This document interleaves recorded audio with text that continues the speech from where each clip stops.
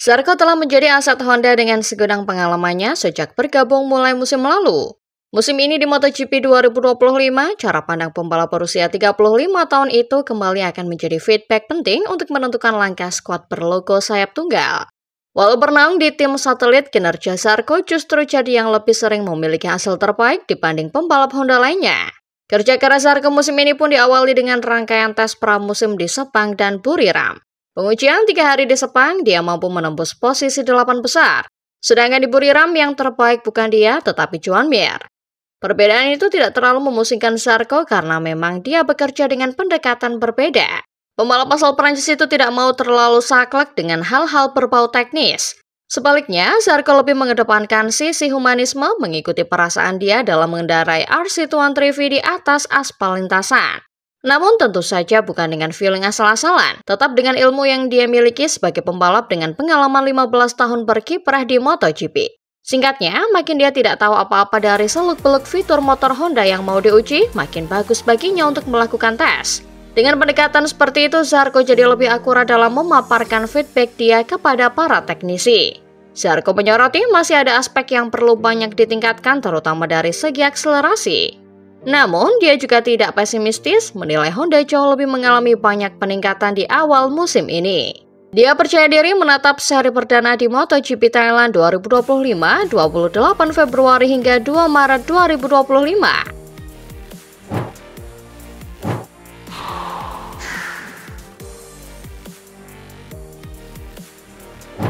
Fabio Di Giannantonio kehilangan banyak kesempatan menguji motor yang akan digunakannya di MotoGP 2025 mendatang.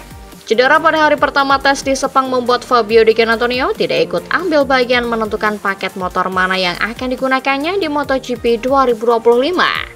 Padahal di MotoGP 2025 ia sudah dijanjikan untuk mendapat paket motor terbaik seperti Pecco Bagnaia dan Marc Marquez yang membela tim pabrikan. Di sisi lain, Bagnaia dan Marquez sudah menentukan bahwa mereka akan menggunakan mesin Desmos edisi GP24 dan meninggalkan mesin baru Desmos edisi GP25 yang telah dipersiapkan. Di Gia yang kehilangan banyak kesempatan hanya bisa ngikut saja dengan pilihan pembalap lain yang bisa menguji mesin dengan maksimal. Termasuk juga soal urusan paket motor secara keseluruhan yang melibatkan banyak komponen detail bukan cuma masalah mesin saja. Nah, di sini meski sama-sama memilih mesin GP24, Bagnaia dan Marquez akan menggunakan paket motor secara keseluruhan yang berbeda di komponen-komponen lainnya. Hal itu sudah dijelaskan oleh Ducati sejak awal karena mereka ingin membebaskan pilihan dua pembalap andalannya itu sesuai dengan karakter dan gaya balapnya. Untuk itulah Fabio Di Giannantonio dan VR46 Racing Team pun hanya bisa memilih paket motor mana yang akan mereka pakai untuk awal MotoGP 2025. Karena lebih dekat dengan Bagnaia, wajar jika VR46 memilih motor yang sama persis untuk di Gia. Selain itu, Ucio menjelaskan bahwa Di Gia tidak akan langsung tancap gas sejak pada seri pertama di Thailand nanti. Di Gia akan tampil lebih hati-hati dan menjalani sesi latihan seperti tes motor karena ia harus memahami lebih banyak soal motor yang dikendarainya di MotoGP 2025.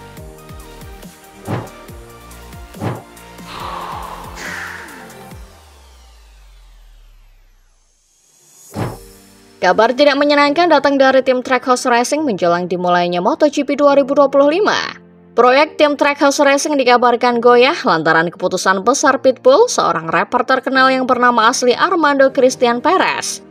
Bukan di MotoGP saja, melainkan berdampak ke keseluruhan Trackhouse Entertainment Group yang ikut di berbagai ajang balap termasuk NASCAR. Setelah 5 tahun menjadi salah satu owner utama Trackhouse Racing, Pitbull baru-baru ini memutuskan untuk memutus kerjasama dengan tim asal Amerika Serikat ini.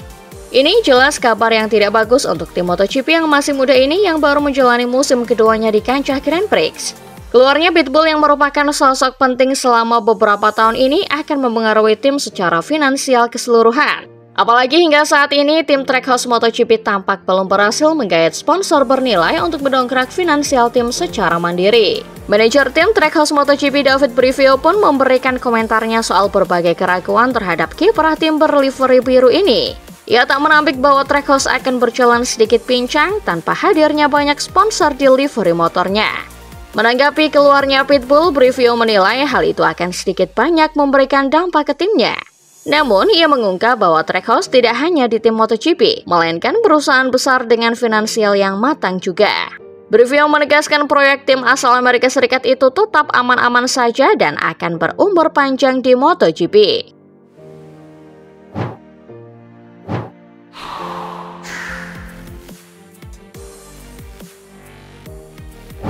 KTM telah menunggu kemenangan MotoGP lainnya sejak kemenangan Brad Binder di Spielberg pada 2021. Namun, hal ini bisa berubah pada 2025 berkat Pedro Acosta, pembalap Spanyol berbakat luar biasa yang dianggap sebagai harapan terbesar KTM dan akan menjalani musim pertamanya bersama tim pabrikan.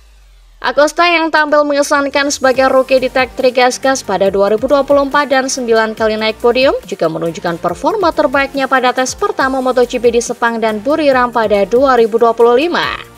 Dengan finish di posisi ke-6 dan ke-4, ia menjadi pembalap KTM terbaik. Jadi tidak heran jika Direktur Motorsport Pit Beirer menaruh harapan besar padanya. Selain Brad Binder, Maverick Viñales dan Enea Bastianini, ia juga yakin Acosta mampu meraih podium bahkan kemenangan asalkan bisa mengurangi crash yang terlihat seperti musim lalu. Manajer tim yang baru Aki Ayo yang mengambil alih posisi Francesco Guidotti setelah akhir musim 2024 dan naik kelas dari Moto2 ke MotoGP diharapkan dapat memainkan peran penting dalam kesuksesan ini. Beirer meyakinkan Aki akan memberikan pengaruh positif bagi Pedro Acosta. Ayo adalah pelatih sukses yang telah memenangkan gelar juara dunia di kelas yang lebih kecil bersama Binder dan Acosta. Ayo yang telah mempromosikan banyak talenta seperti Miguel Oliveira dan Johan Zarco dikenal sebagai pelatih yang memiliki strategi untuk mematangkan para pembalap muda. Namun ia enggan membuat perbandingan. Ia tidak melihat Acosta sebagai Marc Marquez yang baru. Namun demikian, ia mengakui kualitas yang sama dalam diri hiu dari Mazzaron yang menjadi ciri khas para pembalap sukses. Bahkan pada usia 18 atau 19 tahun, Acosta bertindak seperti seorang profesional yang berpengalaman mirip dengan Marquez di usia muda.